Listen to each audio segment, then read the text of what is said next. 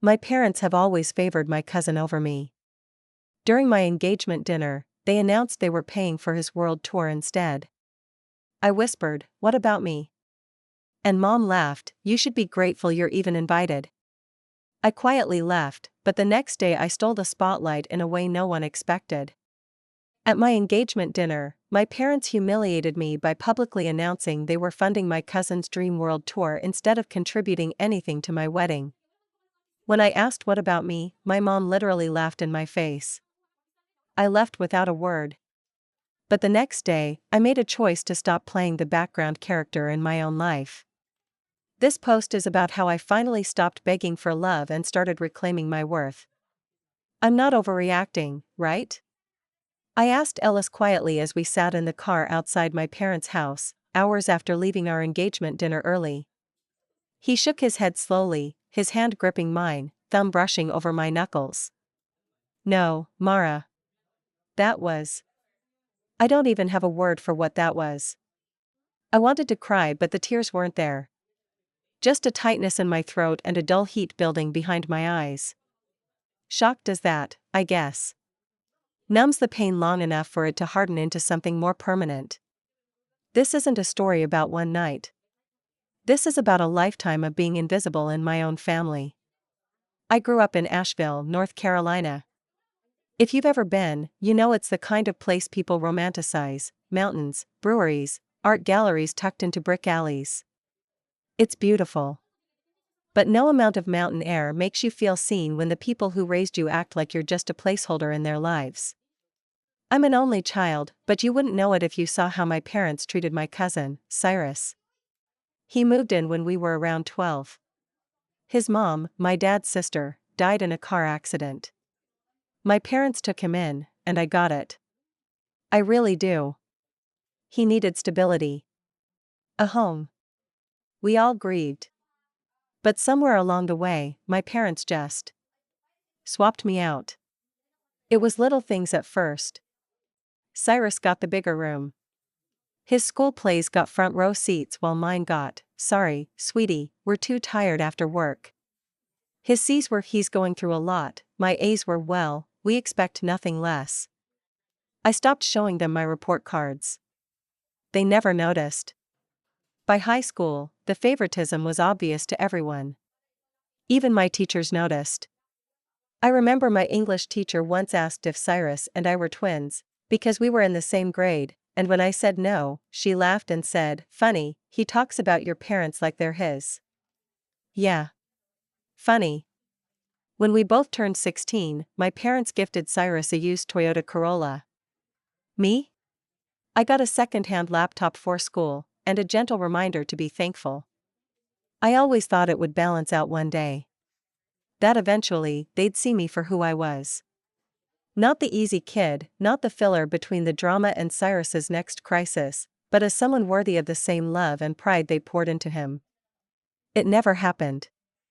Even when I got a job right after college and helped cover their bills when my dad's hours were cut, they didn't say thank you. But when Cyrus tried to start a band and needed help with studio time, they emptied their savings to support his dream. Ellis and I met 3 years ago. He's the type who remembers the names of your coworkers and your favorite kind of bread. He listens, really listens. When we got engaged last winter, I thought, naively, that this would be the thing. The moment my parents would show up. Maybe now, finally, they'd show some interest in my life. We invited them to our engagement dinner. Rented out a private room at a local restaurant, nothing flashy, just meaningful. I spent hours organizing seating charts, picking a menu that included dishes they liked, and even rearranged the start time so my mom could make it after her book club. They arrived 20 minutes late. Cyrus was with them, of course. He wasn't even on the original invite list, but I wasn't surprised. He always tags along. They treat him like an extension of themselves. The moment they walked in, Mom immediately started complaining about the parking, and Dad gave Cyrus a big slap on the back and told him he looked like a world traveler already. I didn't know what that meant yet. We started eating, made small talk. Ellis gave a sweet, slightly awkward toast. Everyone clapped, a few people teared up.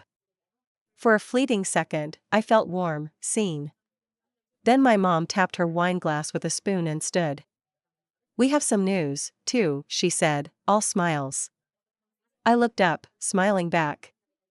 Was she going to announce that they'd decided to help with the wedding costs? Or maybe something thoughtful? My mind reached for something, anything, that suggested they cared. "We've decided to sponsor Cyrus's world tour," she said. "He's going to visit over 20 countries, starting with Italy. Fully funded, of course. We figured, life is short, and he's such a free spirit. We want him to experience the world." Cheers. Applause.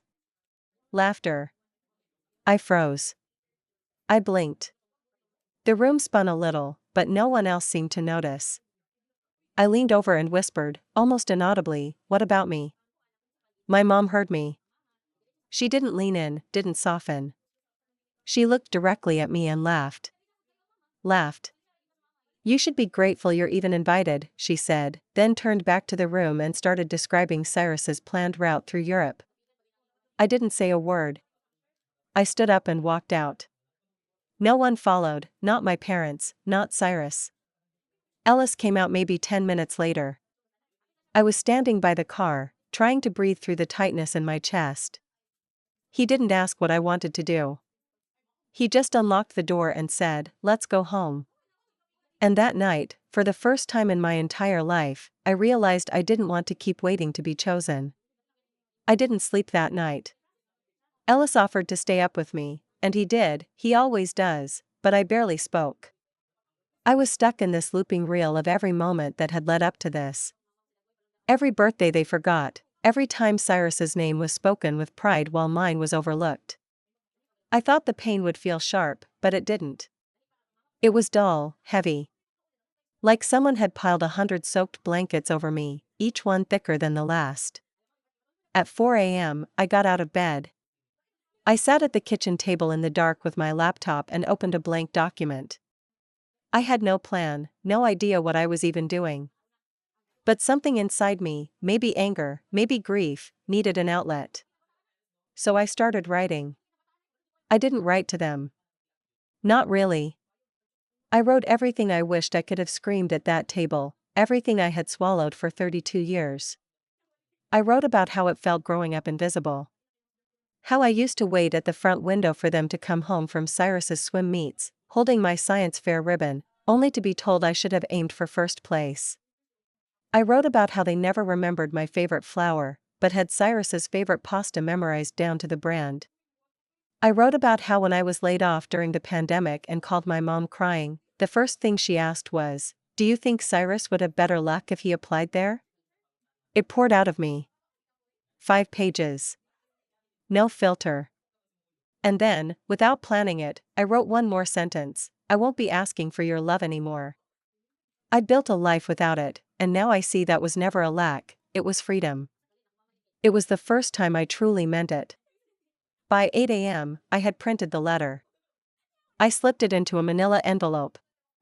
Along with it, I included one of the engagement invitations, the same one my mom had shrugged at when I first handed it to her, and wrote across the front in red ink, "You're no longer invited." No dramatic flair. No big text message or email blast. Just a quiet line drawn in permanent marker. I drove to their house just after sunrise. They live in the same home I grew up in, an old craftsman-style place on a hill. The porch light was still on. I parked down the street. I walked up, placed the envelope gently into the mailbox, and turned around. I didn't hesitate. I didn't even look back. On the drive home, I felt something that took me a while to name. Relief. Ellis was waiting when I got home, sitting on the couch in sweats with his laptop open and a mug of coffee in front of him, mine, already made, the way I like it. He didn't ask me what I'd done. He just looked up and said, "So. What now?" I sat beside him, pulled my knees to my chest. "I want to elope," I said, my voice small but sure. "Not to run away. But to walk toward something. Just us. No one else." No more waiting to be accepted. He didn't blink. Okay. When? That's the thing about Ellis. He doesn't need grand gestures. He just believes me when I speak. And that might be the first time I ever felt truly safe with someone. We decided on Savannah. I'd always loved it, the oak trees, the Spanish moss, the gentle rhythm of it. It felt like a place where old things were allowed to die peacefully, and new things could bloom quietly. We didn't even set a date at first. We just started planning something that felt ours. But before we got too far, I did something I didn't plan on. I posted a version of my letter to Facebook. I had never been the type to air family matters online, but something told me this time, it wasn't about revenge. It was about reclaiming my voice, the one that had been silenced, belittled, overlooked. I didn't use names. I didn't need to. I wrote about how I had spent my entire life trying to earn the kind of love that should have been given freely. About how sometimes, the only way to heal is to walk away. I said I was choosing peace over permission, and that for the first time, I was stepping out of the background of my own life. It spread faster than I expected. Old friends from high school messaged me, people I hadn't spoken to in over a decade. One wrote, "Mara, I always thought something was off. Cyrus was always the center. I'm so glad you said this." A cousin who hadn't been at the dinner sent a message saying she had seen the favoritism for years but felt it wasn't her place to say anything. Even one of my mom's old friends commented, "I hope they read this and finally realize what they've done." I wasn't expecting validation. But it felt good. Not the praise, the connection. To know I wasn't crazy. That other people had seen it too. About 24 hours later, I got a text from Cyrus. "Cyrus, you didn't have to do all that. You could have just said something. No apology. No acknowledgement. Just that." I stared at the message for a long time. And then I did what I should have done years ago. I blocked him. We started planning Savannah in earnest. Found a little venue tucked near Forsyth Park that did simple elopement packages, flowers, photography, a quiet ceremony under the trees. I ordered a dress online, nothing flashy, just something that felt like me. Ellis's parents, who had always treated me kindly, were thrilled. They offered to help in any way we needed, no strings, no judgments. My best friend Gia offered to come down as my witness. She was the first person I told about what had happened that night, and she cried more than I did. The weeks leading up to the elopement were strangely peaceful. For the first time in my life, I wasn't caught in a loop of trying to anticipate my parents' reactions or wondering if they'd show up or if I'd have to explain their absence. I had nothing to explain anymore. I had let go. Ellis and I didn't announce our elopement to the world. We didn't need to. After the Facebook post and the quiet, echoing fallout, it felt right to keep this just for us. No invites, no rehearsals, no fake toasts from people who barely knew us. Just people who actually showed up, and who always had. We booked a small Airbnb just off Jones Street in Savannah. The kind with creaky wooden floors and high windows, where the light filters in like a watercolor. It had a clawfoot tub, a tiny kitchen, and a porch swing. It was more than enough. My dress came in 2 weeks before the trip. I tried it on in our bedroom with Ellis sitting on the floor, laptop on his knees. When I stepped out, he looked up and didn't say anything for a second. Then he smiled, not wide or dramatic, just warm and real, and said, "That's the one." I didn't cry. I thought I would. I thought I'd feel grief for what I wasn't getting, no parents, no aisle walk, no big reception, but I didn't. I felt ready. The day before we left, I got a letter in the mail. It didn't have a return address, but I knew my mother's handwriting instantly. Neat cursive. The kind she'd taught me as a kid before deciding I didn't hold my pencil properly. I opened it alone. It wasn't long. "Mara, we saw your post. I'm sorry you feel that way. We only ever wanted to help Cyrus because he needed more. You've always been the strong one. We didn't think you needed us as much." If this is what you need to do, then fine. But I hope one day you'll understand. Mom, no apology. No acknowledgement of the damage. Just deflection wrapped in thin concern. I didn't respond. I read it once, folded it back up, and tucked it away in the back of a drawer, not to revisit, but because I didn't want to give it the power of a dramatic trashing. It didn't deserve that much energy. I just didn't want to look at it again. Savannah was everything I needed. It rained the morning of the elopement. Light, not heavy. The kind of rain that smells like renewal. I stood in the window in my robe, drinking tea, watching the sidewalk darken and shine. Gia arrived that afternoon, wearing a soft green dress and her hair in a loose braid. "You good?" she asked as she helped zip me into my dress. "I think I'm more than good," I said. And I meant it. The ceremony was held under the big oaks near the southern end of Forsyth Park. No music, no chairs, just Ellis, me, Gia, and Ellis's brother, who officiated.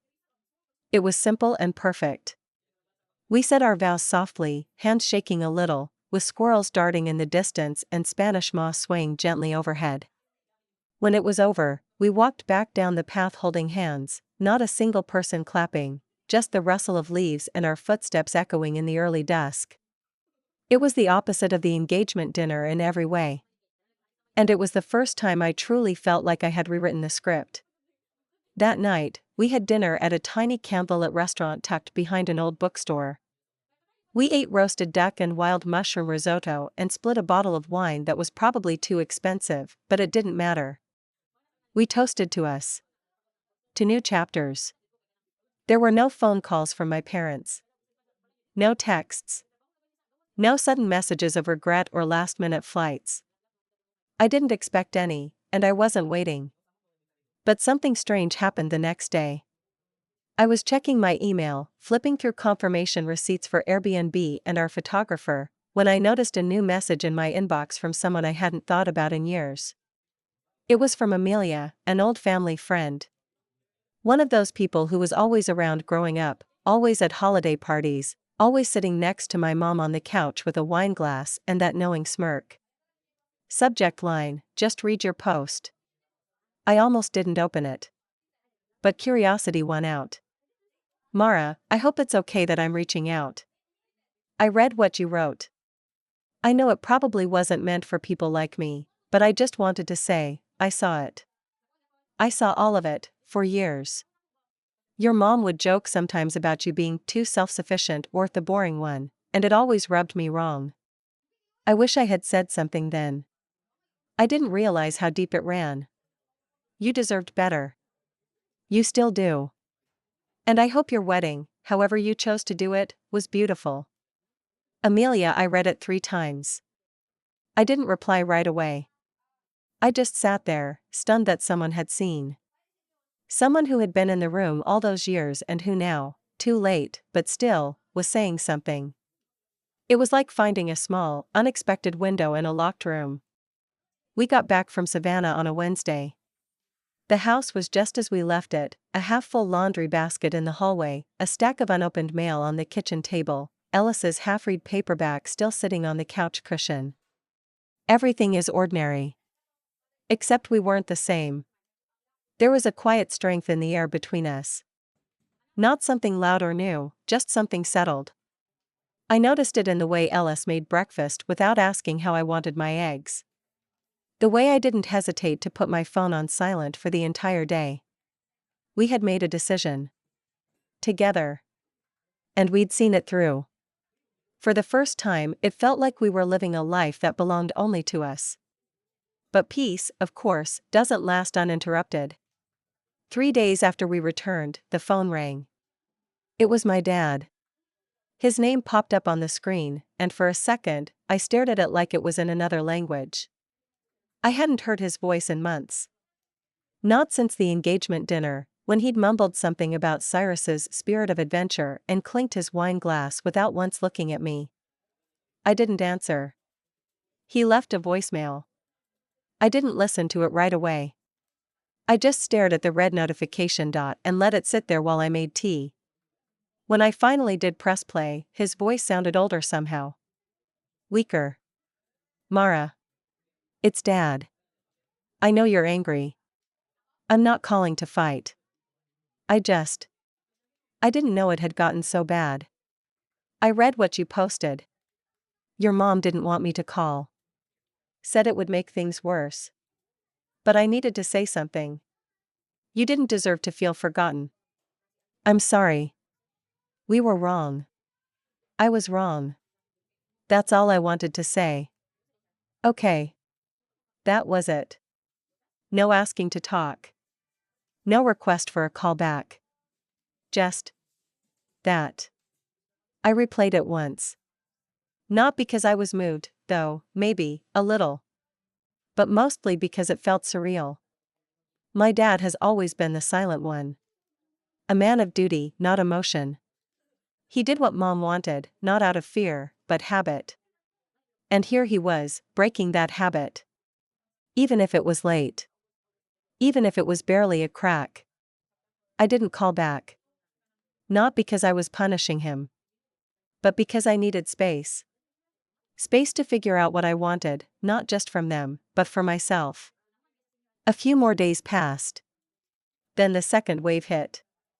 I don't know how exactly, but word of the elopement got around. Maybe someone saw the photos Gia posted. Maybe Ellis's mom mentioned it to someone at her church and it trickled down the small-town grapevine. However it happened, it didn't stay quiet for long. I started getting text messages from extended family. Cousins I barely talked to, a couple of aunts I only saw at funerals. The general vibe was somewhere between curiosity and low-grade disapproval. Wait, you eloped? Why didn't you say anything? I would have loved to be there. It's a shame things went down like this. Your mom is hurt, you know. I talked to her. She's really upset. I didn't answer most of them. The ones I did, I kept short. We needed something quiet. It was the right choice for us. That's all I said. Because honestly, I was done defending decisions made in peace. But then Cyrus messaged again. This time from a different number. Guess you got what you wanted. Hope the drama was worth it. No greeting. No acknowledgement of his part in it. Just pure projection. I stared at the message, thumb hovering over the screen. I thought about replying. Thought about sending him the photo of me and Ellis under the trees in Savannah, just to show what drama actually looks like when you remove toxicity from your life. But I didn't. I just blocked the number and kept scrolling through the wedding pictures. There was one of me laughing, mid-laugh, unposed, head tilted back. I hadn't seen myself like that in years. A week or so later, I ran into someone from my childhood. I was at the farmer's market downtown, grabbing tomatoes, when I heard my name. It was Nora, a girl I used to be friends with in middle school. We hadn't spoken in over 15 years, but I knew her face instantly. She still had the same freckles and quick smile. We made small talk for a few minutes, then she leaned in a little and said, I saw your post. The one about your engagement dinner. I've been thinking about it ever since. I blinked. Oh. Yeah. I wasn't sure anyone beyond a few friends would even read it. She nodded. It hit close to home. My mom always made me feel like the extra one. Like I had to earn my spot. Reading your story, it made me feel less alone. That stayed with me all day. Because I hadn't written that post to be brave. I wrote it because I was tired. Because something inside me cracked. But the idea that someone else felt seen in that? That someone else recognized a piece of themselves in it? That meant something. That weekend, Ellis and I had dinner on the back porch. It was cool out, one of those early spring nights where the wind has a little bite but the stars come out bright. We were halfway through a bottle of wine when he looked over and said, Do you regret not inviting them? Even a little? I thought about it for a long moment. Then I said, no. I regret ever needing them to begin with. That's the truth. I regret the years I spent hoping they'd change. The countless times I convinced myself it would be different. That a holiday, a milestone, a marriage, something, would be the thing that flipped the switch. But people don't change unless they want to. And love given conditionally isn't love at all. About 2 months after our return from Savannah, I ran into my mom at the Ingles grocery store. Of all places. It was mid-morning on a Thursday. I was grabbing a few things, just eggs, spinach, some fresh bread. I rounded the corner by the dairy section, and there she was, holding a tub of Greek yogurt like it might explode in her hands. We both froze. She looked older. Not drastically, but softer around the eyes, thinner in the face. I hadn't seen her since the night of the engagement dinner. We stood there in silence for what felt like minutes but was probably 10 seconds. She was the first to speak. "So you got married?" I nodded. "We did." She gave a weak smile, the kind people give when they want to seem okay but aren't. "I saw the photos. Gia posted one." I didn't respond. She sighed and looked down at her cart. "I wanted to be there. You didn't even give us a chance." That made something rise in my throat, not anger, but disbelief. "I gave you 32 years, I said. Calm. Even." Her mouth opened like she wanted to argue, but she didn't. Instead, she said, "Your father keeps saying we messed up. Maybe he's right." That was new. She never said things like that. Not even close. "I think he wanted me to say sorry," she added, voice low. But it didn't feel right. It felt like giving in. I nodded again, this time slowly. "It's not about giving in. It's about taking responsibility." She nodded, too. We stood there, two women with shopping carts full of different versions of a life that could have been shared. I didn't stay long. I told her I had to get going, which was true. She didn't stop me. She just said, "Well, congratulations. I hope it was everything you wanted." And you know what? It was. The real satisfaction came later. It was at a family gathering that I didn't attend. It was a small reunion, something organized by one of my dad's cousins. Ellis and I had already made plans to go camping that weekend, and I wasn't about to rearrange them for people who hadn't once rearranged themselves for me. But Gia went. Her parents are loosely connected to my family through years of neighborhood barbecues and overlapping birthdays. She was invited and decided to go out of sheer curiosity. She told me everything after. Apparently, everyone wanted to talk about what happened. About me. About how Mars just disappeared. There were whispered conversations, some surprise at how I'd gone no contact, some weak attempts at defending my parents. And then, someone asked about Cyrus. This is where it got good. Turns out, Cyrus's world tour ended about 3 months in. He blew through the money my parents gave him faster than expected, first-class tickets, boutique hotels, investment opportunities that were nothing more than half-baked ideas and online gurus selling nonsense. By the time he got to Istanbul, he was already running low. He tried to get more money wired from my parents, but they were finally, tapped out.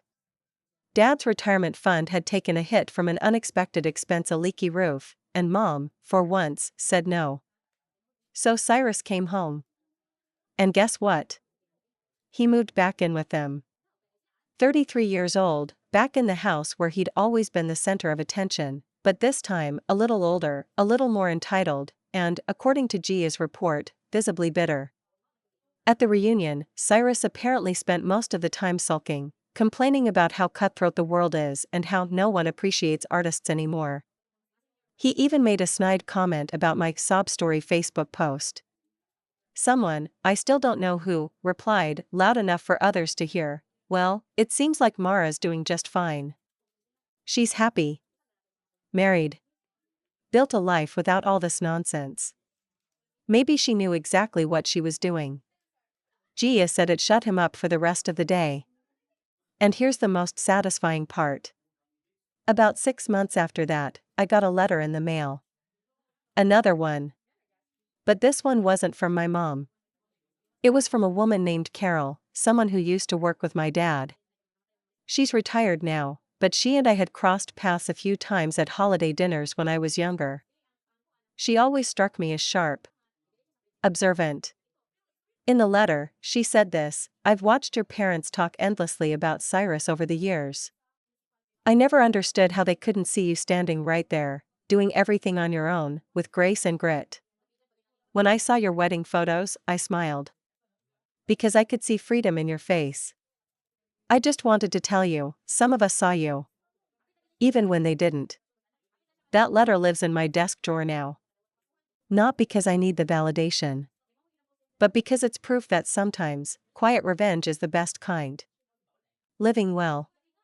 Living free.